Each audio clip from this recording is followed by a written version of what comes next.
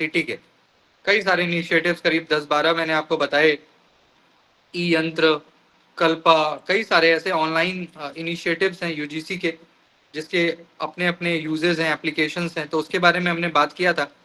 आज भी हम कुछ रिवाइज करेंगे, कुछ जो इम्पोर्टेंट हो एग्जामिनेशन के पर्सपेक्टिव से, तो उसको देखेंगे। पहले गाइस हम लोग कुछ क्वेश्चंस को करते हैं, जो हमारा प्रीवियस ईयर क्वेश्चन डेली हम लोग करते हैं। तो आज भी कुछ क्वेश्चंस हम लोग बना लेते हैं और उसके बाद अपने टॉपिक की तरफ जो है हम लोग मूव ऑन करेंगे। तो गाइस यहाँ पे आपको स्क्रीन नजर आ रहा होगा।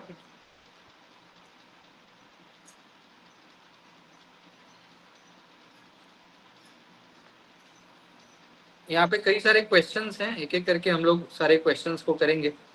पहला क्वेश्चन है, बहुत इजी है, जिसमें आपसे बोला गया है कि भाई जो स्वयं है, तो स्वयं मैंने कई बार आपको बताया भी है कि स्वयं के 3 कौन से प्रिंसिपल हैं, जिसपे स्वयं जो स्वयं का जो 3 आधार है, तो स्वयं के 3 प्रिंसिपल आपसे पूछ रहा है कि स्वयं aims to achieve which of the following 3 cardinal principles of education,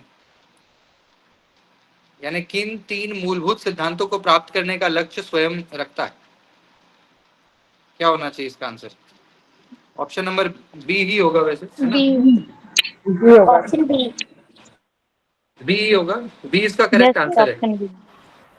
access, equity and quality, यही 3 इसके प्रिंसिपल हैं, जिसपे स्वयं यानी study webs of active young and aspiring minds, जो 2017 के फरवरी से अभी है, मतलब 20 फरवरी 2017 से प्रोसेस में है और हमारे काम में आ रहा है। नेक्स्ट क्वेश्चन है गाइस कि according to the theory of multiple intelligences, the ability to perceive the visual and spatial world accurately pertains to which human ability. बहुविध बुद्धि के सिद्धांत के अनुसार सटीकता से दृश्य एवं स्थानिक वस्तुओं के प्रत्यक्षण की योग्यता मानव की किस योग्यता से संबंधित है?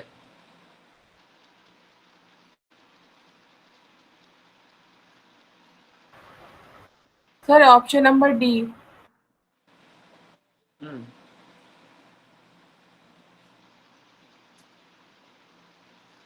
क्या होना चाहिए?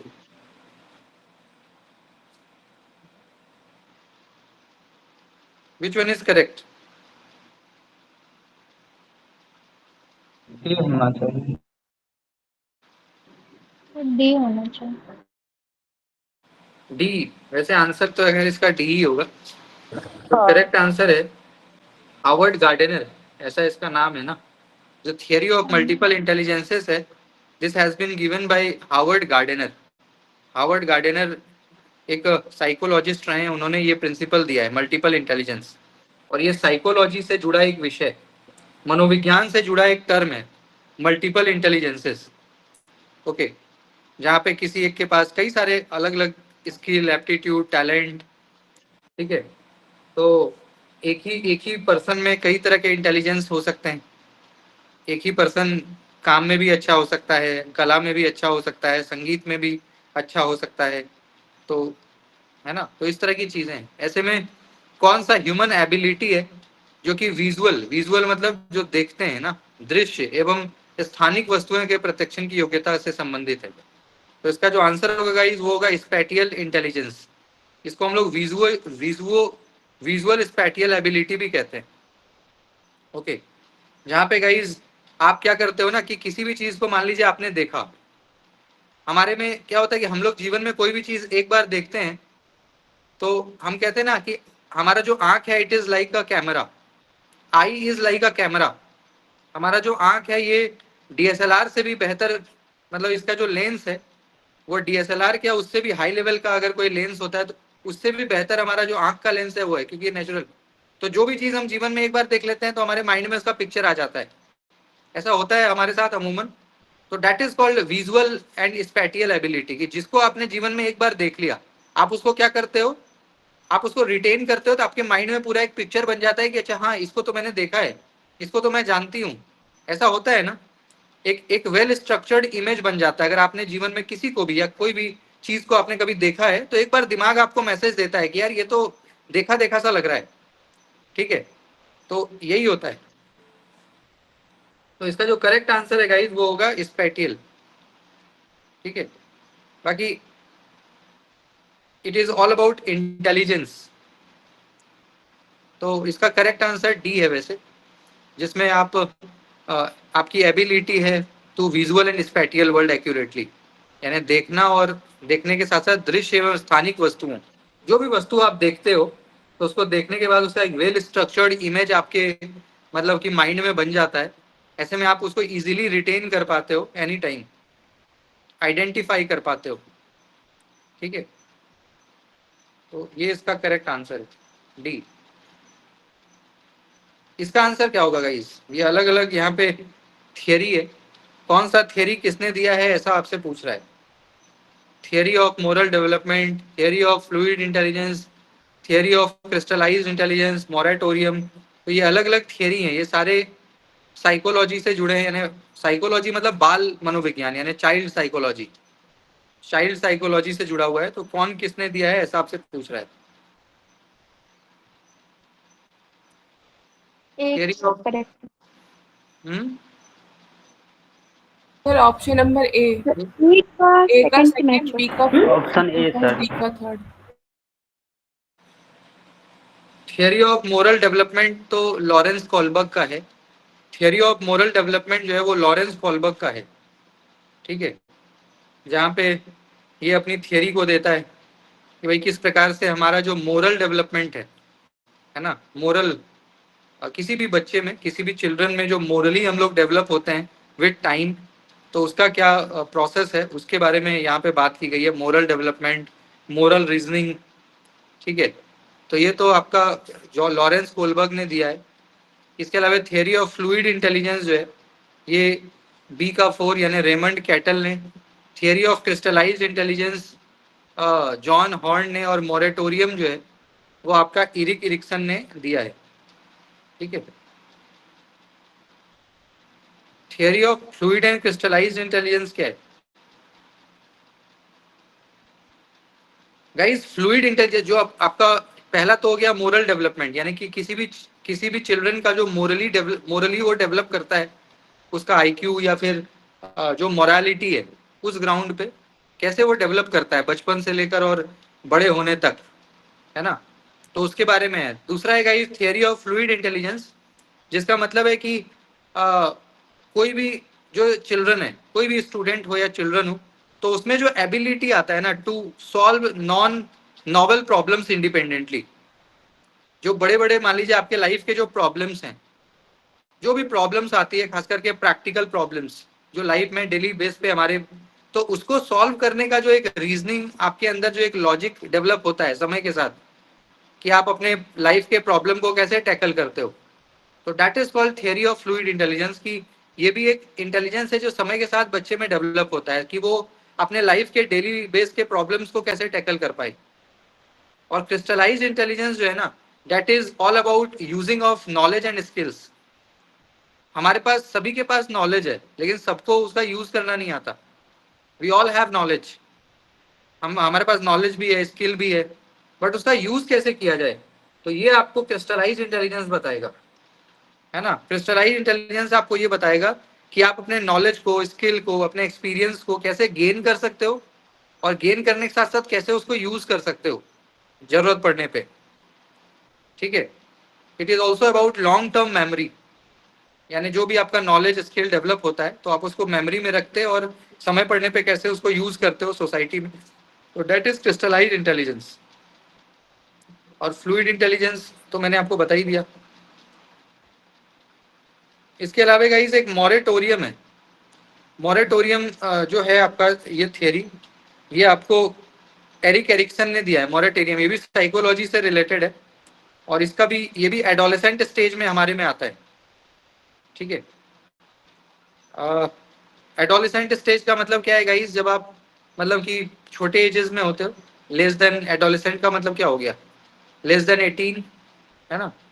तो वहां पे क्या होता है गाइस कि हम लोग काफी एक्सपेरिमेंटल होते हैं, या नई नई चीज़ों को जानने का हमारे अंदर बड़ा खुमार एक होता है कि भाई नई चीज़ों को जाने, क्योंकि जब आप टीन एजर होते हो ना, जब आप टीन एज में होते हो तो बहुत सारी चीजें आपके लाइफ में पहली बार हो रही होती हैं, चाहे वो बायोलॉजिकल चेंजेस हों या कुछ नए चीजों को देखना, उसको लेकर के एक्साइटमेंट।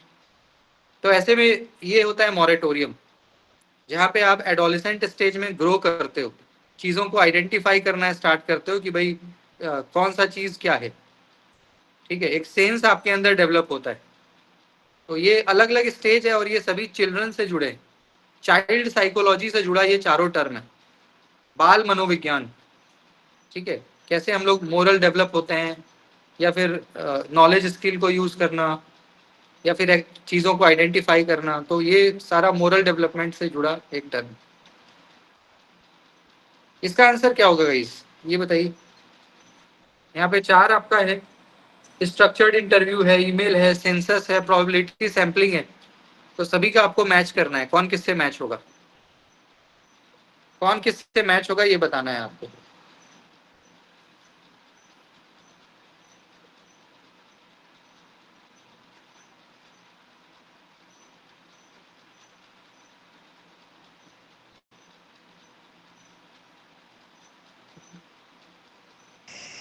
जी ऑप्शन सी।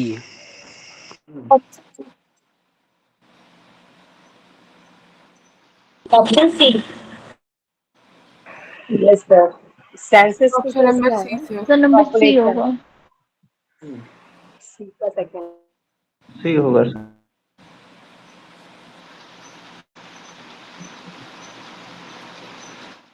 सी होगा यानी structured interview face to face होता है ना, जो हमारा स्ट्रक्चर्ड इंटरव्यू है, संरचित साक्षात्कार, वो क्या है, फेस टू फेस होता है, आमने सामने।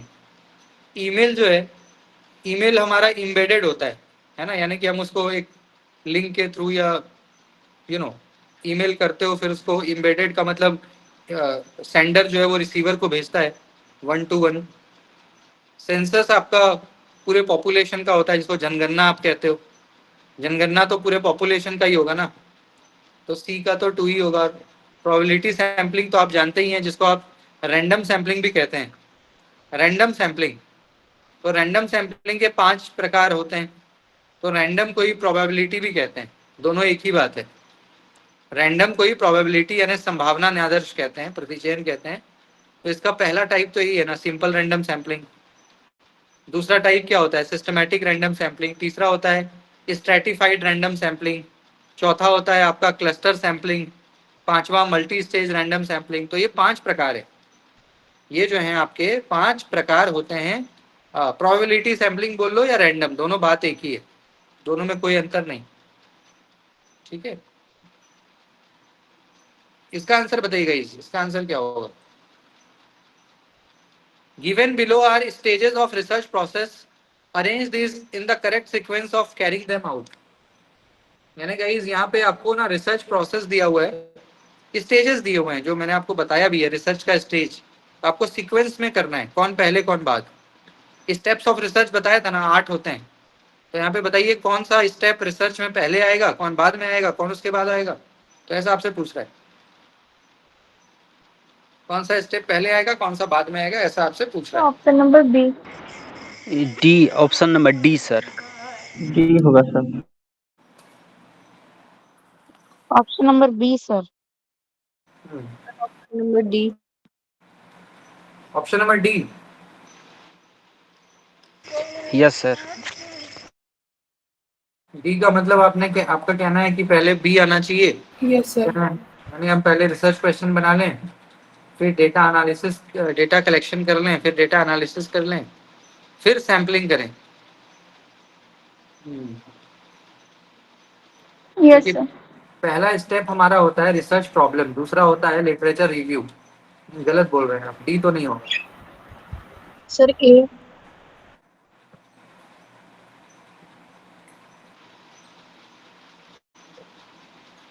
पहला पहला लिटरेचर रिव्यू ही होगा, क्योंकि गाइस 8 स्टेप्स है ना, रिसर्च के 8 चरण होते हैं। कौन कौन से होते हैं, पहला होता है शोध समस्या की पहचान, जो ऑप्शन में नहीं है, लेकिन हमें तो ऑप्शन के अकॉर्डिंग। तो पहला स्टेप होता है आइडेंटिफाइंग रिसर्च प्रॉब्लम। दूसरा होता है लिटरेचर रिव्यू, जो है ऑप्शन में, साहित्य का समीक्षा। तीसरा होता है हाइपोथेसिस एंड रिसर्च क्वेश्चन, परिकल्पना तथा शोध प्रश्न बनाना। चौथा होता है रिसर्च डिजाइन, पांचवा होता है data Option collection, then data analysis. तो ऐसे में पहला लिटरेचर रिव्यू होगा, दूसरा रिसर्च क्वेश्चन होगा, तो इसका करेक्ट आंसर होगा ए। A. Yes sir, option number ए। पहला लिटरेचर रिव्यू, फिर रिसर्च क्वेश्चन, फिर आपका सैम्पलिंग, तब जाके डेटा कलेक्शन, और सबसे लास्ट में आता है डेटा एनालिसिस। डेटा एनालिसिस जो है ना, ये रिसर्च का करीब करीब one of the last step है, one of the last step, क्योंकि उसके बाद आपका काम खत्म हो जाता है, कुछ करने लायक रहता नहीं डेटा एनालिसिस, तो लास्ट ही होता है ये। उसके बाद तो राइटिंग होता है ना, तो इसका आंसर ए होगा। पहले आप लिटरेचर रिव्यू करो, उसके बाद रिसर्च से रिलेटेड क्वेश्चन बनाइए, तब जाके डेटा कलेक्ट करें, फिर एनालिसिस, सैम्पलिंग के बाद ये होगा। एक और क्वेश्चन बताइएगा इस आंसर, इसका आंसर क्या होगा? Which one is correct? Synchronous, asynchronous, participatory, authoritarian, which one is correct?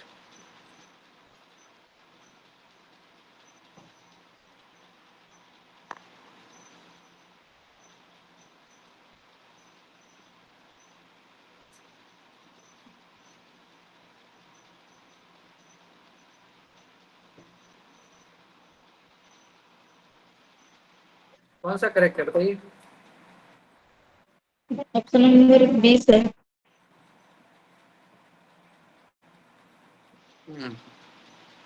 Synchronous का मतलब है जहाँ पे मतलब कि face to face live interaction. ये सिंक्रोनस का मतलब है कि जो रिकॉर्डेड काइंड ऑफ ना। पार्टिसिपेटरी जहाँ पे आप पार्टिसिपेट करते हो। Option number C. Option number C. Yes, sir. Yes sir, option number A का सेकंड, बी का फर्स्ट, सी का फोर्थ, डी का थर्ड। ठीक है, सी सी होगा सर। सी इसका आंसर है, सी इसका आंसर है। क्योंकि सिंक्रोनस का मतलब हो गया गाइस, आमने सामने, जैसे आमने सामने बैठोगे तो रियल टाइम ही तो होगा ना, फेस टू फेस बात करिएगा तो एक रियल टाइम में ही तो करोगे। एसिंक्रोनस जो है आपका न्यूज़पेपर, न्यूज़पेपर तो कभी भी पढ़ लो, जब मन करे तब पढ़ लो, तो आपके हाथ की बात है। पार्टिसिपेटरी बोर्ड रूम मीटिंग, मान लीजिए अभी हम लोग जैसे मीटिंग कर रहे हैं, ऐसे ही कंपनी की मीटिंग होती है या ऑफिस में मीटिंग हुआ, तो उसमें क्या है, आप सभी लोग पार्टिसिपेट करोगे, ऐसा एक्सपेक्टेड होता है। और अथॉरिटेरियन मतलब हेड ऑफ द ऑर्गेनाइजेशन, जो हेड होगा वो अथॉरिटेरियन, तो उसका एटीट्यूड होगा ही। इसका आंसर क्या होगा गाइस, ये बताइए।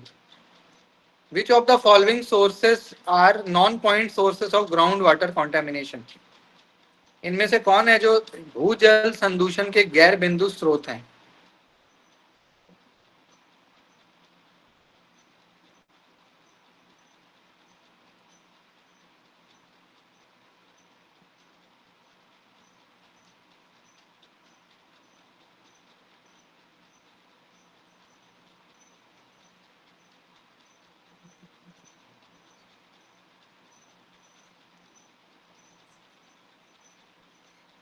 Sir option number C,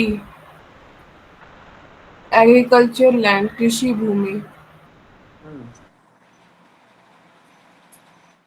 Yes, option number C. और तो सब कुछ हो ही रहा है sir.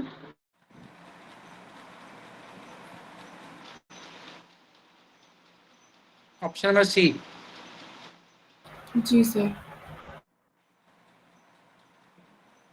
इनमें से कौन सा ऐसा सोर्स है जो कि नॉन पॉइंट सोर्स है ऑफ ग्राउंड? इसका आंसर डी ही होगा वैसे, मतलब सी, सी फॉर कैलकाटा, यानी डी ओनली, एग्रीकल्चरल लैंड, कृषि भूमि। ठीक है, क्योंकि यहाँ पे क्वेश्चन भी तो ये पूछ रहा है कि ग्राउंड वाटर से रिलेटेड है। ग्राउंड वाटर का मतलब क्या है, जो हमारे धरती के नीचे जल सी होगा सर। है ना। और नॉन पॉइंट सोर्स का मतलब हो गया एक्सेस फर्टिलाइजर या पेस्टिसाइड, इंसेक्टिसाइड, जो हम लोग कृषि में मिलाते हैं ना, जमीन में मिलाते हैं, ताकि हमारा जो प्रोडक्शन है वो मल्टीप्लाई हो, ज़्यादा पैदा कर सकें हम लोग। तो यहाँ पे ग्राउंड वाटर कॉन्टेमिनेशन का जो नॉन पॉइंट सोर्स है वो एग्रीकल्चरल लैंड है, यानी जो कृषि भूमि होती है ना, जहाँ पे हम खेती करते हैं, तो वहाँ पे हम लोग इन चीज़ों को मिक्सअप करते हैं, कई बार इंक्लूड करते हैं, ताकि हमारा प्रोडक्शन वो बढ़े, इनहेंस हो, इंक्रीज हो। तो ऐसे में एग्रीकल्चरल लैंड, ये एक नॉन पॉइंट सोर्स है ग्राउंड वाटर के मतलब गंदा होने का। जो आज के समय में आप देख रहे हैं कि हमारा जो ग्राउंड वाटर है यानी जो धरती के नीचे जो जल का भंडार है वो कॉन्टेमिनेट माने गंदा हो रहा है, पॉल्यूट हो रहा है। तो उसका बड़ा रीजन एग्रीकल्चरल लैंड है। और एग्रीकल्चरल लैंड में भी जो हम लोग इंसेक्टिसाइड पेस्टिसाइड वगैरह मिला रहे हैं ना, तो वो उसके वजह से नीचे तक उसका प्रभाव जा रहा है, पानी तक जो है वो दूषित हो रहा है। ठीक है, चलिए। तो ये सारे क्वेश्चन है गाइस, ऐसे ही क्वेश्चन आपको मिलेंगे अभी जो एग्जाम आप दीजिएगा। अभी जो एग्जाम आप दोगे 2-3 दिन के बाद, आप सभी ने अप्लाई किया हुआ है, तो ऐसे ही क्वेश्चंस आपको मतलब मिलेंगे। आज एक नया टॉपिक गाइस मैं आपको रिवाइज कराने जा रहा हूँ जो कि इम्पोर्टेंट है एग्जाम के लिए। हायर एजुकेशन से रिलेटेड एक टॉपिक है हमारा, इंस्टीट्यूशंस ऑफ हायर लर्निंग। हम सभी लोग यहाँ पे जितने भी लोग इस क्लास में हैं, हम सभी लोग हायर लर्निंग से जुड़े हुए लोग हैं। हायर लर्निंग का मतलब क्या होता है गाइस? उच्च शिक्षा, है ना। तो हम सभी लोग यहाँ पे जितने भी लोग इस क्लास में कनेक्ट होते हैं, हम सभी लोग हायर एजुकेशन मतलब कॉलेज से जुड़े हुए हैं, यूनिवर्सिटी से जुड़े हुए हैं। आगे कॉलेज में आप जॉब करने का भी अपना एक सपना रखते हो, इसलिए आप नेट की तैयारी कर रहे हो। तो 1980 के बाद से, क्योंकि भारत जब आज़ाद हुआ तो आज़ाद होने के बाद हम कह सकते हैं कि प्राइमरी एजुकेशन और मिडिल एजुकेशन पे ज़्यादा फोकस किया गया आज़ादी के बाद से, क्योंकि लिटरेसी रेट बढ़ानी थी। आज़ादी के समय भारत की लिटरेसी रेट कितनी रही होगी? Less than 20%। आज भारत का लिटरेसी रेट ऑलमोस्ट 75 के आसपास जा चुका है। वो आज़ादी के समय 18-19% था। पूरे भारत में इतने ही लोग पढ़े लिखे थे आउट ऑफ 100। तो ऐसे में guys primary education, middle education यानी क्लास 8 तक, तो उन चीज़ों को प्रमोट ज़्यादा किया जाता था। कॉलेज वगैरह पे ज़्यादा फोकस करते नहीं थे, क्योंकि इतने पढ़े लिखे लोग होते भी नहीं थे कि कॉलेज जाएं। बहुत रेयर ऑफ द रेयरेस्ट होते थे जो हायर एजुकेशन में जाते थे। बट समय के साथ गाइस समय बदला, तो 1980 के बाद 1980s के बाद हायर एजुकेशन में भी काफ़ी तेज़ी से विकास हुआ, क्योंकि जब लिटरेसी रेट बढ़ने लगी तो कॉलेजेस की भी ज़रूरत बढ़ी, यूनिवर्सिटीज़ की ज़रूरत बढ़ी, तो उसमें भी तेज़ी से विकास आया। समय के साथ आईआईटी, आईआईएम, एम्स, है ना, मैनेजमेंट के बड़े बड़े कॉलेजेस, ये सब इनकी स्थापना, जैसे निफ्ट वगैरह है, जो भी भारत के लीडिंग इंस्टीट्यूशंस हैं, चाहे वो आईआईटी हो या एम्स हो या एनआईटीज हो या एनआईएफटी हो, national institute of fashion technology.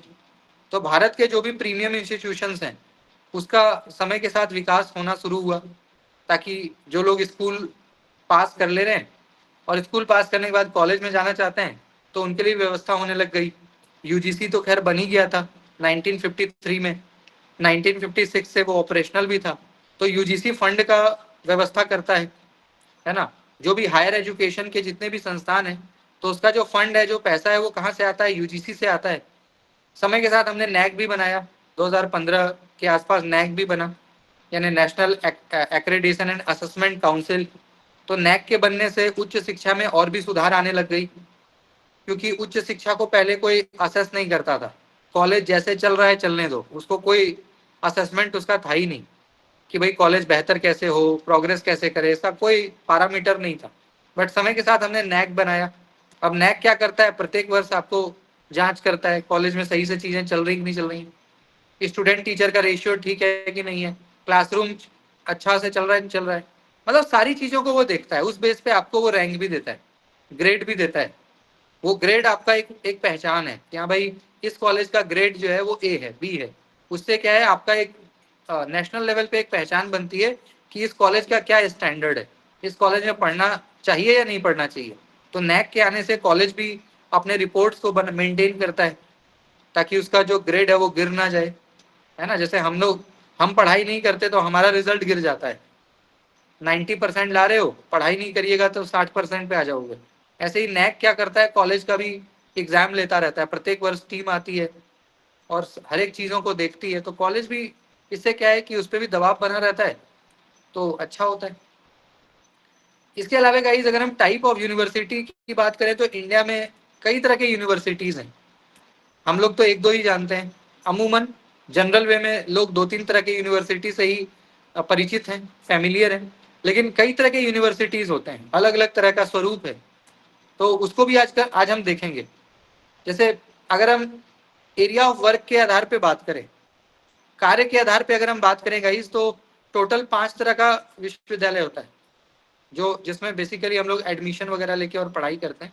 जैसे एक होता है एफिलिएटिंग यूनिवर्सिटी, ठीक है, एक होता है यूनाइटरी, एक आत्मक का मतलब होता है यूनाइटरी यूनिवर्सिटी, एक होता है टीचिंग यूनिवर्सिटी, एक होता है फेडरल और ओपन।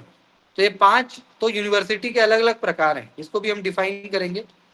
इसके अलावा प्राइवेट, मेटा, डीम्ड यूनिवर्सिटी, तो करीब 10 प्रकार के विश्वविद्यालय होते हैं, 10 टाइप्स, और 10 का मतलब कि अपना अपना तरीका है चलने चलाने का, अपनी व्यवस्था, अपना मैनेजमेंट है 10 का, फंड्स वगैरह का भी अपनी व्यवस्था बनती है।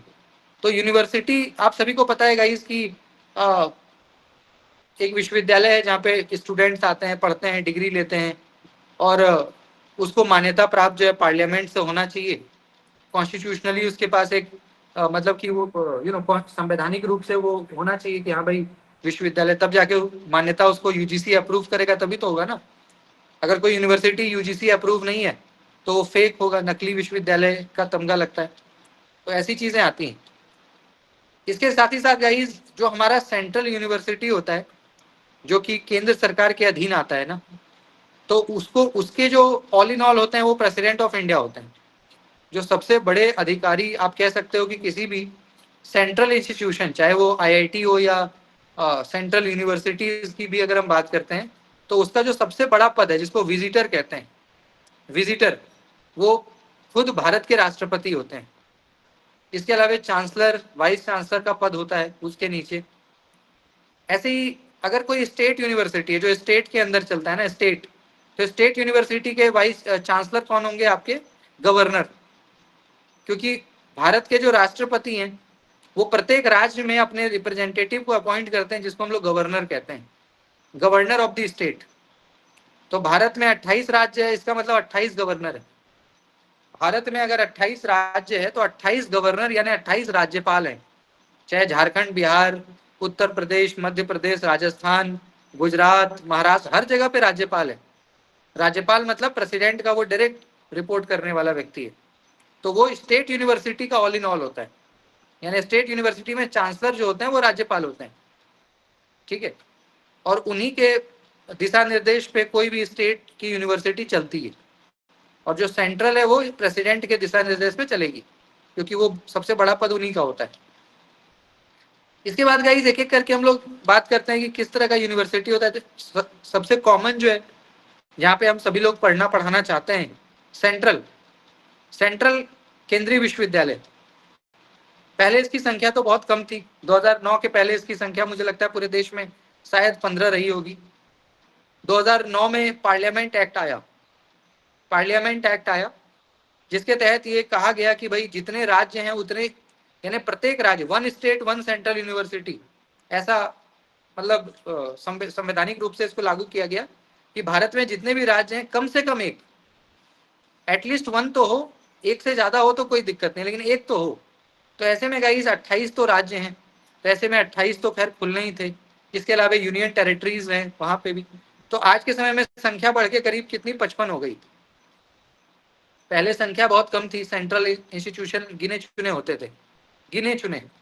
बट जब से 2009 में एक्ट ऑफ पार्लियामेंट आया, तो एक्ट ऑफ पार्लियामेंट के थ्रू क्या हुआ कि भैया प्रत्येक स्टेट में एक एक होने लग गया। तो 2009 के बाद से बड़ी तीव्र गति से सेंट्रल इंस्टीट्यूशन सेटअप हुए पूरे भारत में। अभी गोवा को छोड़ के हर जगह पे सेंट्रल यूनिवर्सिटी है। गोवा एकमात्र ऐसा राज्य है जहां पे till today there is no central university. Okay, वहां पे सिर्फ एक ही यूनिवर्सिटी है, that is university of Goa. इसके अलावा कोई यूनिवर्सिटी है ही नहीं वहां पे, एक ही है बस, ठीक है। बाकी गोवा को छोड़ के जितने स्टेट्स हैं हर जगह पे 1 या 2 या कहीं 3 ऐसे सेंट्रल इंस्टीट्यूशन सेटअप हुए 9 के बाद, मैंने पिछले 15-16 सालों में। तो अब क्या हुआ, बच्चों को पढ़ने का मौका, पहले बड़ा टफ होता था सेंट्रल इंस्टीट्यूशन में एडमिशन। अब क्या है कि इतने सारे हो गए तो कहीं ना कहीं व्यवस्था बनी जाती है, यहाँ नहीं तो वहाँ, वहाँ नहीं तो वहाँ, कहीं ना कहीं। सेंट्रल इंस्टीट्यूशन में क्या होता है, फीस पहले तो ना के बराबर होती थी।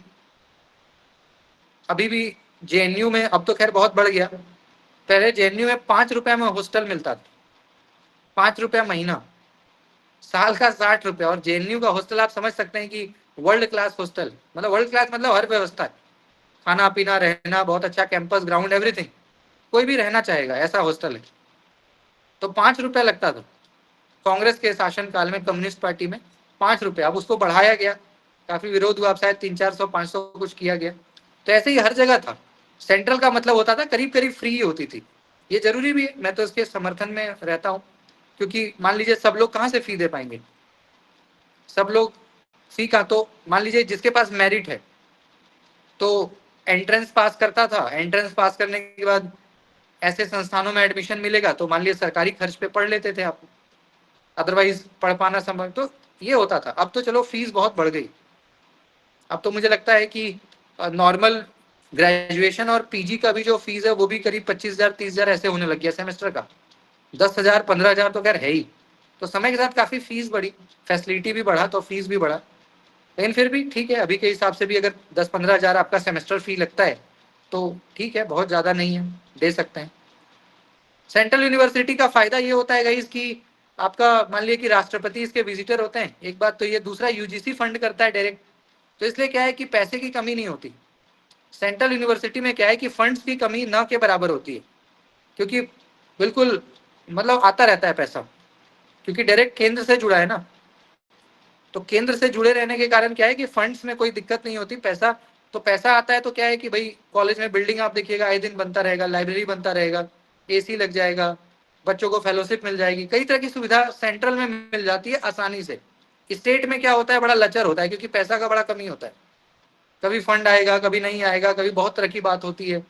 तो ऐसे में स्टेट यूनिवर्सिटी में कई बार दिक्कत देखती है, लेकिन सेंट्रल में एक फायदा होता है।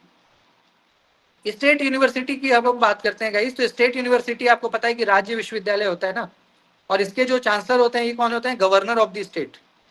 यानी अगर आप मान लीजिए कि उत्तर प्रदेश से हैं तो उत्तर प्रदेश की जो गवर्नर है आनंदीबेन पटेल, वो आपकी क्या होंगी, चांसलर होगी, है ना, वो आपकी क्या होंगी, चांसलर होंगी।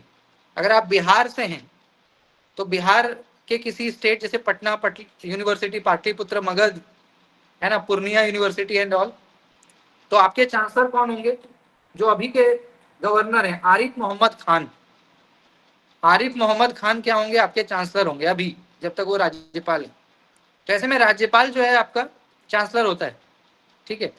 इसके साथ ही साथ गाइस, क्योंकि स्टेट की अपनी व्यवस्था होती है तो स्टेट गवर्नमेंट अपने अकॉर्डिंग कॉलेजेस बनाता है, यूनिवर्सिटी बनाता है, तो इसलिए इसकी संख्या ज्यादा है, क्योंकि 28 राज्य हैं तो प्रत्येक राज्य में 10-15 विश्वविद्यालय तो है ही। अब तो और भी खुलने लग गए ना, पहले तो कम थे, तो बहुत यूनिवर्सिटी हो गया, क्योंकि प्रत्येक स्टेट अपनी व्यवस्था के अकॉर्डिंग 10 12 15, जितना बड़ा राज्य है उस तरह से मान लीजिए कि विश्वविद्यालयों की संख्या होती है, क्योंकि राज्य सरकार का होता है तो नंबर ऑफ यूनिवर्सिटीज ज्यादा हो जाती है ना प्रत्येक राज्य में। सबसे ज्यादा यूनिवर्सिटी स्टेट की कहाँ पे है, उत्तर प्रदेश में।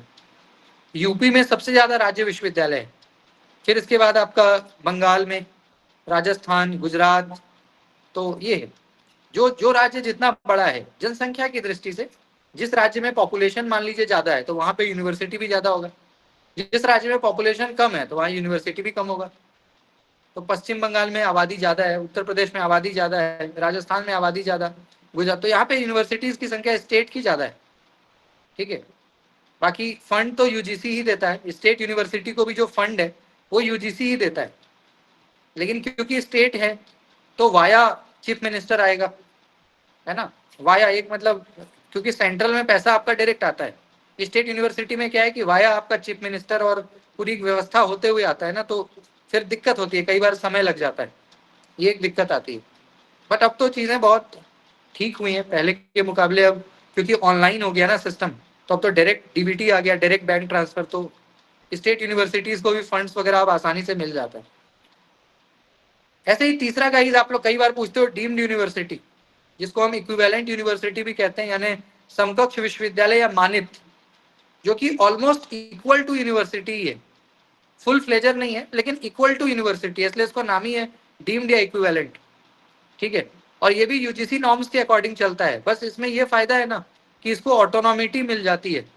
जो डीम्ड यूनिवर्सिटी होता है ना वो अपने आप में ऑटोनॉमस होता है, स्वायत्तता, स्वायत्त मतलब कि उसको हर तरह का छूट है, वो जितना चाहे उतना एडमिशन ले सकता है, जितना चाहे उतना फैकल्टी को रिक्रूट कर सकता है, जब चाहे फैकल्टी को भगा भी सकता है, और इसके साथ साथ जब चाहे प्रमोशन दे सकता है, सिलेबस बदल सकता है, जो चाहे वो पढ़ा सकता है, मतलब हर तरह की छूट। उसके ऊपर यूजीसी बहुत कंट्रोल नहीं रखता है अपना, उसको छूट मिल जाता है। तो डीम्ड यूनिवर्सिटी को ये फायदा है कि वो अपने अकॉर्डिंग कोर्सेज भी लॉन्च कर देता है। आजकल देखते हो ना, इतने हाइब्रिड कोर्सेस आने लग गए, मतलब नए नए कोर्स जो आपने सुना भी नहीं, इस तरह के कोर्सेस आने लग गए। तो ये सब कोर्स डीम्ड यूनिवर्सिटी में चलता है ज्यादातर, क्योंकि ऑटोनॉमस है तो इजीली अपना कोर्सेज चला लेता है। भारत का सबसे पहला डीम्ड यूनिवर्सिटी का दर्जा मिला था IISc बेंगलोर को, जो हमेशा रैंक 1 रहता है। जब भी NIRF की रैंकिंग आती है पिछले 10 साल से, तो IISc यानी Indian institute of science Bangalore, जो कि IIT से भी ऊपर, मतलब IIT से भी बड़ा नाम है उसका, IISc बेंगलोर, तो वो डीम्ड यूनिवर्सिटी के नाते अभी चल रहा है। पहला डीम्ड यूनिवर्सिटी 1958 में उसको दर्जा मिला था। ठीक है, तो ये डीम्ड यूनिवर्सिटी अब तो बहुत हो गया, अब तो 126 डीम्ड यूनिवर्सिटी है। डीम्ड यूनिवर्सिटी प्राइवेट भी हो सकते हैं, गवर्नमेंट भी हो सकते हैं। कई सारे ऐसे गवर्नमेंट यूनिवर्सिटी हैं जो डीम्ड हैं, कुछ अब प्राइवेट को भी। अब मान लीजिए जैसे SRM है, आपने नाम सुना होगा शायद या नहीं भी सुना होगा, एक बहुत बड़ी यूनिवर्सिटी भारत में, प्राइवेट है लेकिन SRM, तो वो डीम्ड है। ऐसे ही प्राइवेट इंस्टीट्यूशन में भी बड़े बड़े यूनिवर्सिटी जो हर तरह की फैसिलिटी है ना, सारे मानकों को पूरा करती है, टीचर स्टूडेंट का रेशियो अच्छा रखती है, पे स्केल वगैरह, मतलब हर कुछ गवर्नमेंट की तरह वो चला रही है और एक अच्छी व्यवस्था है, कैंपस वगैरह ठीक है। तो ऐसे में सरकार क्या करती है, उसके मानक को देखते हुए उसको डीम्ड का दर्जा मिल जाता है, फिर वो अपने अकॉर्डिंग काम करता है। तो ऐसे कई सारे हैं आज के टाइम पे 126 जो तो डीम्ड यूनिवर्सिटीज है। एक होता है गाइस एफिलिएटिंग यूनिवर्सिटी। एफिलिएटिंग का मतलब क्या होता है गाइस, जहाँ पे टीचिंग वर्क नहीं होता, जहाँ पे टीचिंग वर्क क्या है नहीं है, जहाँ पे पठन पाठन का व्यवस्था नहीं होता।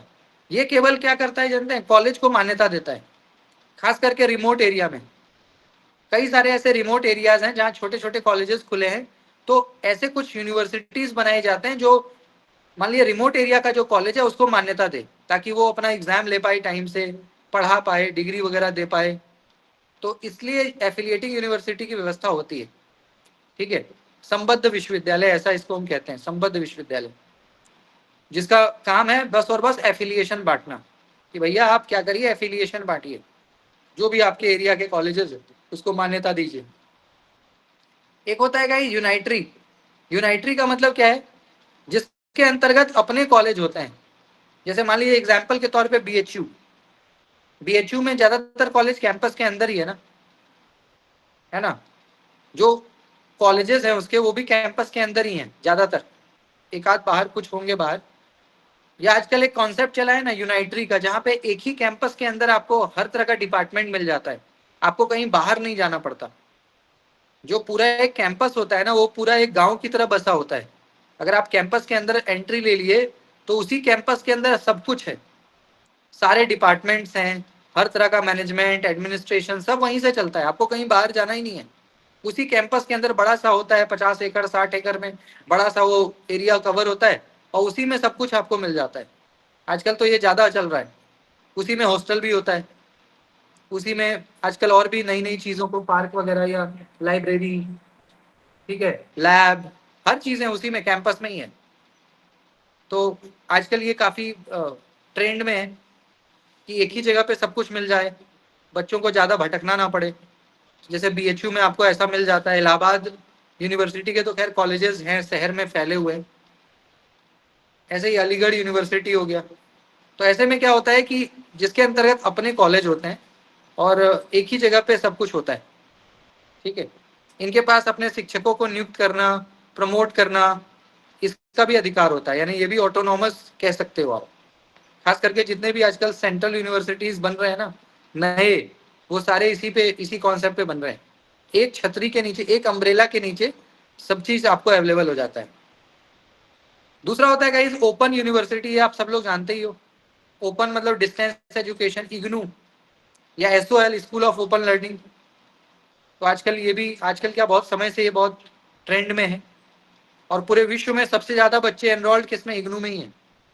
पूरे वर्ल्ड में जो सबसे ज्यादा स्टूडेंट एनरोल्ड है वो इग्नू में ही है, क्योंकि घर बैठे पढ़ाई करना है, PDF नोट्स, और मान लीजिए कि आपको हार्ड कॉपी आ ही जाता है, समय पे एग्जाम देते हो, डिग्री बढ़ाते रहते हो। बाकी जो आपका इसमें प्रवेश का जो तरीका है वो भी ओपन है, कोई भी एडमिशन ले सकता है, कोई भी, एनीबडी कैन टेक एडमिशन, इसमें कोई क्राइटेरिया है ही नहीं, ठीक है। तो ऐसे में किसी प्रकार की रेस्ट्रिक्शन होती नहीं है, तो बच्चे, बूढ़े, जवान, हर तरह के लोग, यानी बचपन से 55 तक के लोग इसमें एडमिशन ले सकते हैं। बचपन से 55 तक के, यानी बालवस्था से बुढ़ापा तक, जो भी आप किसी भी ग्रुप में हैं तो आप इग्नू में एडमिशन ले सकते हैं, पढ़ सकते हैं, अपनी डिग्री को, क्वालिफिकेशन को बढ़ाते रह सकते हैं। तो ये है। बाकी भारत में आज अभी के डेट में 14 से ज़्यादा ओपन यूनिवर्सिटी चल रहे हैं, जो कि ओपन है ना। नालंदा यूनिवर्सिटी, इग्नू, अब तो कई सारी यूनिवर्सिटी अपने भी ओपन चला रहे हैं कोर्सेस।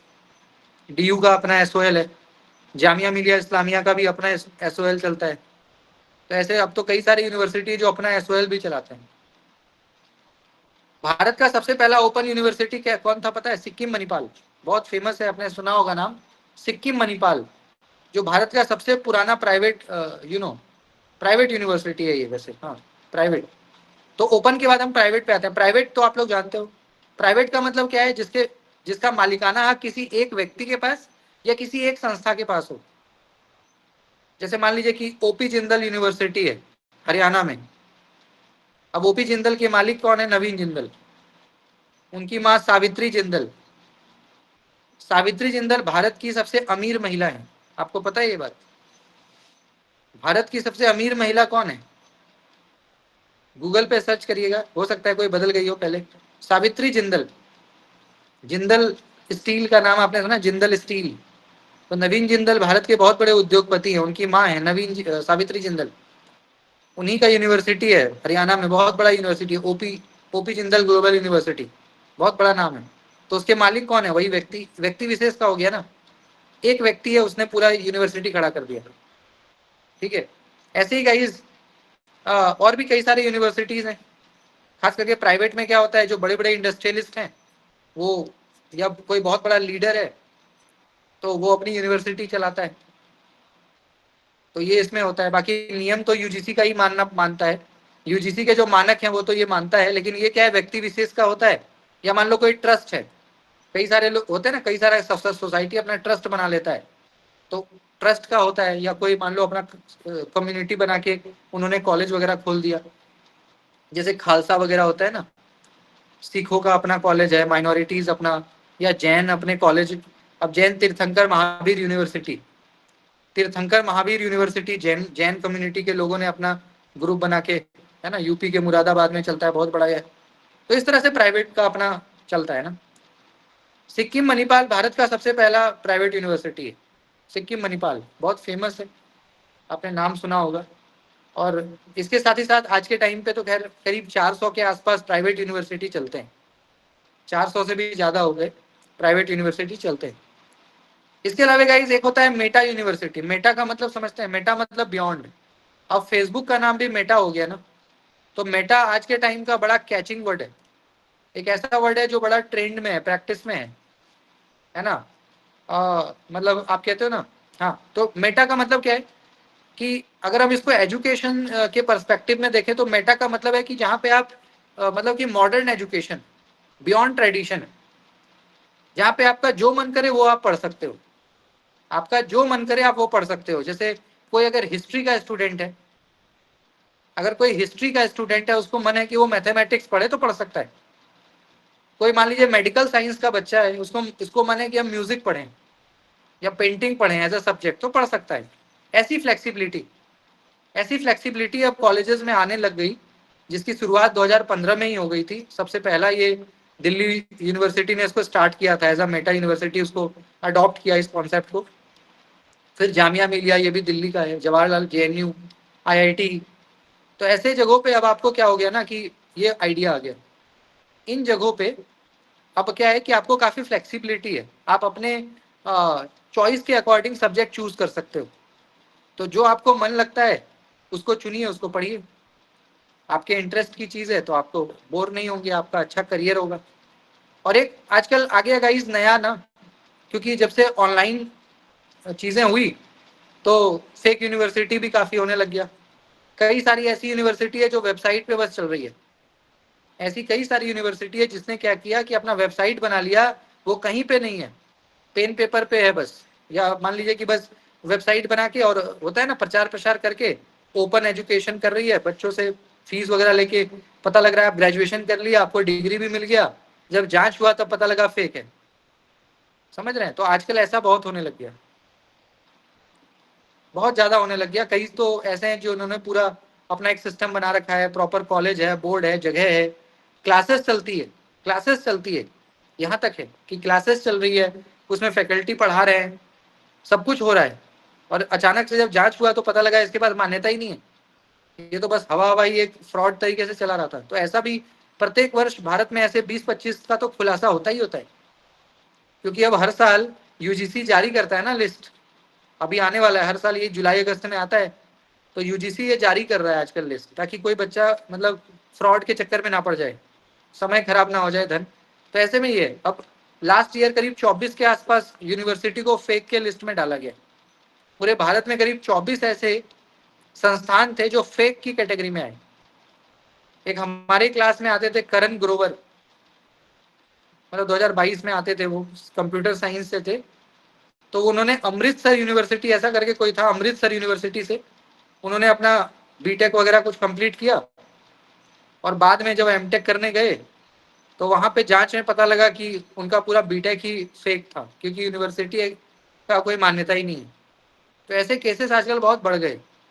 तो ऐसे में हम अप्रूवल वगैरह चेक करना हमारे लिए जरूरी हो जाता है। सबसे ज्यादा केस आपका यूपी, दिल्ली, पंजाब, जो दिल्ली के आसपास के स्टेट्स हैं, वहाँ पे ये सब केस ज़्यादा है, क्योंकि यहाँ पे एडमिशन ज़्यादा होते हैं, बच्चे आते हैं बाहर से पढ़ने, तो यहाँ पे इस तरह के केसेस ज़्यादा देखने को मिलते हैं। हालांकि और भी कॉर्नर्स में ये सब मिल जाएगा। तो ये फेक यूनिवर्सिटी है। तो इस तरह से गाइस आप देख सकते हो कि मल्टीपल यूनिवर्सिटीज़ हैं, अलग अलग प्रकार के विश्वविद्यालय हैं, सभी की अपनी व्यवस्था है, सभी की जो है अपनी क्या है व्यवस्था है चलने चलाने की, और अपने नियमों के अनुसार, अपने मानक के अनुसार जो है सब चलता है, काम करता है। ठीक है, तो आज के क्लास में यही था गाइस। बाकी मैंने पीडीएफ आपको भेज दिया, प्रीवियस ईयर क्वेश्चन पेपर का जो पीडीएफ है वो मैंने आपको भेजा हुआ है। तो उसको गाइस अब अपने लेवल पे भी आप लोग जो है ना, अपने लेवल पे